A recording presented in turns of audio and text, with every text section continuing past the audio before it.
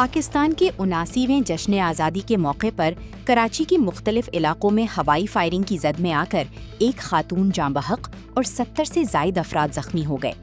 ملک بھر میں آج 79واں جشن آزادی ملی جوش و جذبے کے ساتھ منایا جا رہا ہے۔ کراچی میں 12 بجتے ہی پولیس کی سخت وارننگ کے باوجود شہر میں ہوائی فائرنگ شروع ہو گئی۔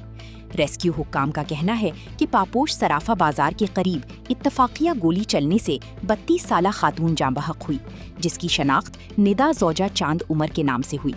نارتھ کراچی سیکٹر 5L رضوان مسجد پر سائم حسن ولد عبدالرؤف عمر 25 سال، کورنگی 5.5 کے ایریا میں عبدالستار ولد وزیر محمد عمر 45 سال، ناظم آباد پاپوش نگر چاندی چوک میں عبدالمطال ولد محمد رمضان عمر 10 سال، لائنز ایریا خطرناک موڑ پر فریان ولد ریحان عمر 20 سال، GSM جناح یونیورسٹی پر محمد عارف ولد غلام مصطفیٰ عمر 35 سال، گزری مبارک مسجد کے قریب عبدالحمید ولد محمد ملک عمر 45 سال،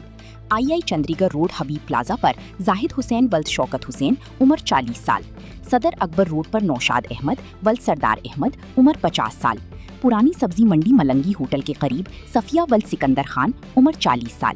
گلبہار جان محمد ولیجمی اسد ولد شاہد عمر 23 سال، کینٹ اسٹیشن پلیٹ فارم کے قریب محمد اشرف ولد محمد ادریس عمر 40 سال، نارتھ ناظم آباد 5 اسٹار پل پر آرہا ولد امجد عمر 30 سال، اورنگی ٹاؤن سیکٹر 11.5 رحمت چوک پر رحیم ولد ارشد عمر 10 سال، لیاری نیا آباد کنگ برگر کے پاس رمضان ولد پرویز عمر 23 سال، صدر اکبر روڈ عائشہ مسجد کے قریب روحان ولد احسن عمر 16 سال، اورنگی ٹاؤن مومن آباد آفریدی کالونی پر نورالعین دختر احمد عمر 6 سال، لسپیلا سٹی ٹاور کے پاس علی ولد عثمان عمر 4 سال سمیت دیگر فائرنگ کے واقعات میں مجموعی طور پر خواتین و بچوں سمیت 95 افراد زخمی ہو گئے، جن میں 27 کو سول اسپتال، 37 کو جناح ہسپتال اور 32 کو علاج کے لیے عباسی شہید اسپتال منتقل کر دیا گیا۔